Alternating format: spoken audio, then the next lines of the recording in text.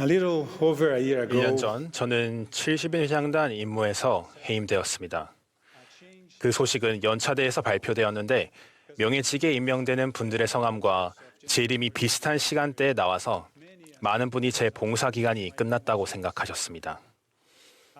대회가 끝나자 많은 분이 감사의 인사와 제 인생의 다음 장에 행운을 빈다는 메시지를 보내주셨습니다.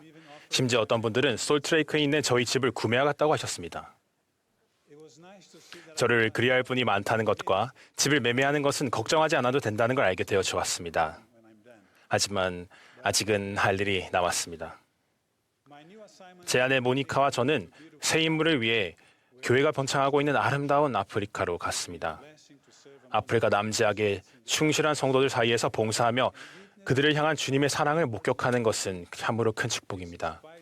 그곳에 많은 성공한 그리고 좋은 교육을 받은 교회 회원들을 포함하여 다른 배경을 가진 여러 세대의 가족이 다른 사람에게 봉사하기 위해 시간과 재능을 사용하는 모습은 감동적입니다.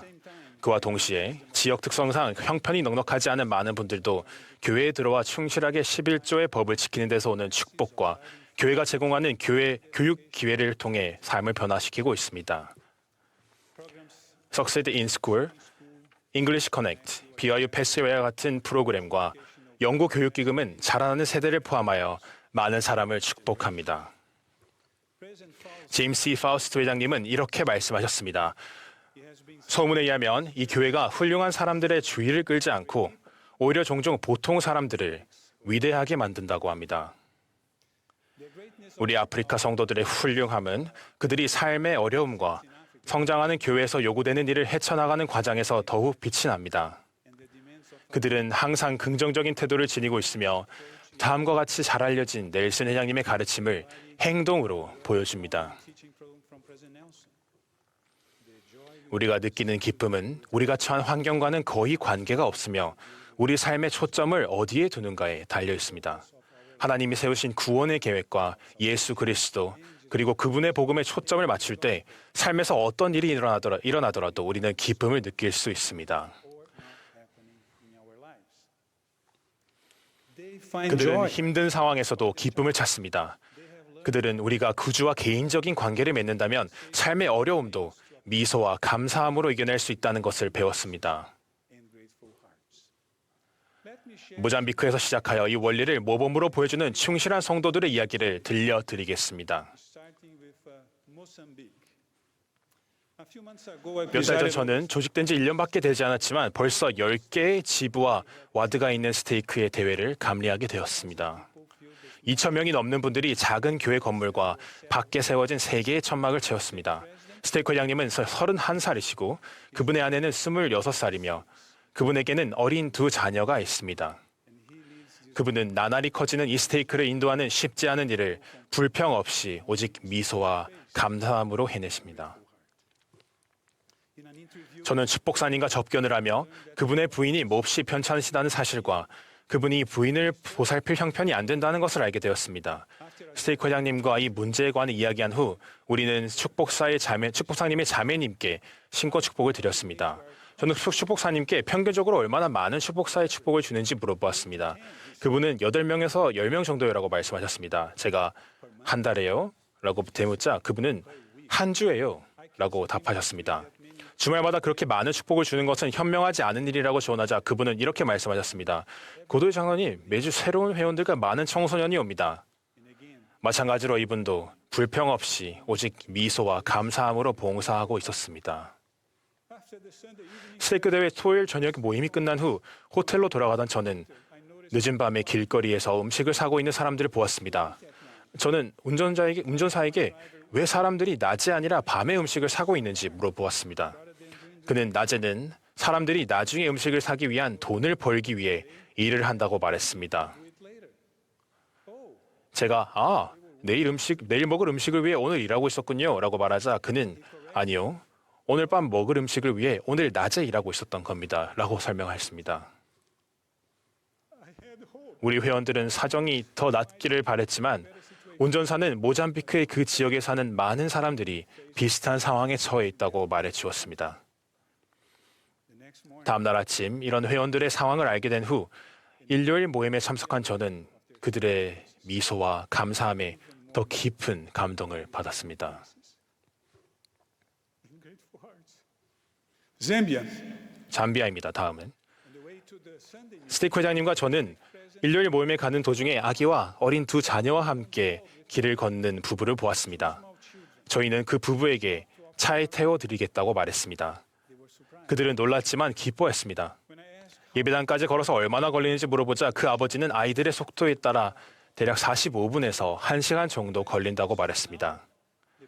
이들은 매주 일요일 불평 없이 미소와 감사함으로 예배당까지 걸어가고 집으로 걸어왔습니다.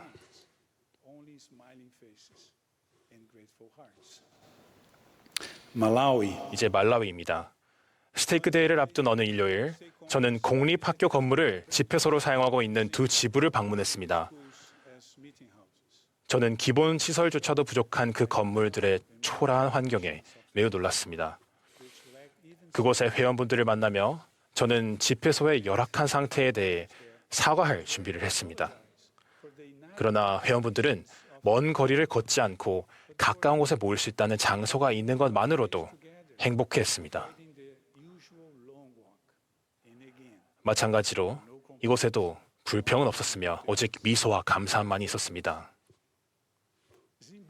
이제 짐바브웨입니다. 토요일 지도자 훈련 모임이 끝난 후 스테이크 회장님은 임대한 주택에서 모이는 일요일 예배 모임에 저를 데리고 갔습니다. 이 모임에는 240명이 참석했는데 감독님은 그 주에 침례받은 10명의 새로운 회원을 소개했습니다.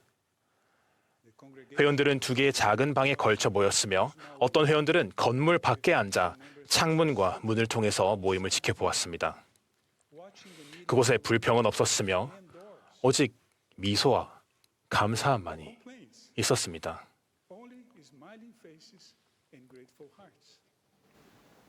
Lesotho. 이제 레소토입니다. 저는 스테이크가 될 준비를 하고 있는 지방부를 방문하기 위해 산악 왕국이라고 불리는 이 아름다운 작은 나라를 방문했습니다.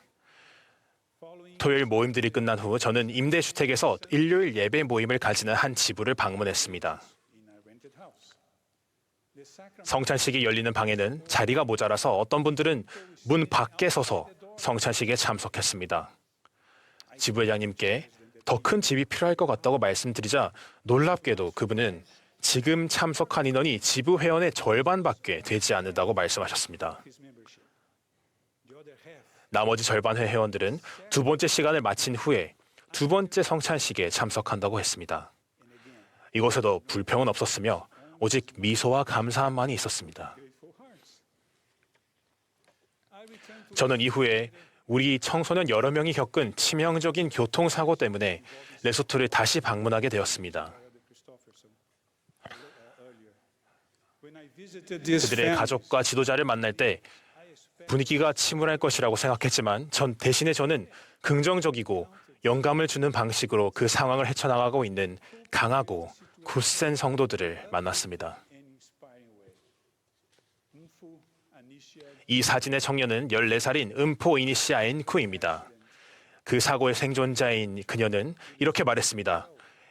예수님을 신뢰하고 항상 그분을 바라보세요. 왜냐하면 그분을 통해 평안을 찾을 수 있고 그분이 치유의 과정 동안 여러분을 도와주실 거니까요.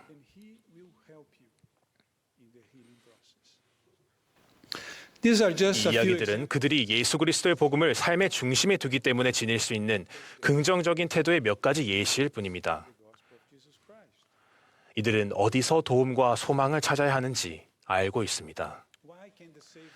살면서 어떤 상황에 처하든 구주께서 우리를 도와주시는 이유는 무엇일까요? 이에 대한 대답은 경전에서 찾을 수 있습니다. 이에 그가 나아가사 온갖 고통과 고난과 시험을 당하시리니 또 그들의 연약함을 짊어지시리니 육체를 따라 그의 심정을 자비로 충만하게 하사 육체를 따라 그 자기 백성을 그들의 연약함을 쫓아 어떻게 도울 줄 알고자 하심이라. 베드나 장로님께서 가르치신 것처럼 구주께서는 우리가 겪은 모든 육체적인 고통과 괴로움, 연약함을 아십니다. 여러분이나 제가 약해졌을 때 우리 이렇게 절규할 수 있습니다. 내가 겪고 있는 일을 그 누가 이해하랴? 어쩌면 그 어떤 사람도 이해할 수 없을 것입니다. 하지만 하나님의 아들은 완벽하게 아시며 이해하십니다. 왜 그럴까요? 왜냐하면 우리가 우리의 짐을 지기도 전에 그분께서 그 짐을 겪으시고 지셨기 때문입니다. 마태복음 11장에 나오는 그리스도의 말씀에 관한 제 간증으로 말씀을 마치겠습니다. 수고하고 무거운 짐진 자들아 다 내게로 오라. 내가 너희를 쉬게 하리라. 나는 마음이 온유하고 겸손하니 나의 멍에를 메고 내게 배우라. 그리하면 너희 마음을 쉼을 얻으리니 이는 내 멍에는 쉽고 내 짐은 가벼움이라. 아프리카에서 만난 성도들처럼 저 또한 이 약속이 참됨을 알고 있습니다. 이 약속은 그곳에서 참되고 모든 곳에서도 참됩니다. 이를 예수 그리스도 이름으로 간증드립니다. 아멘.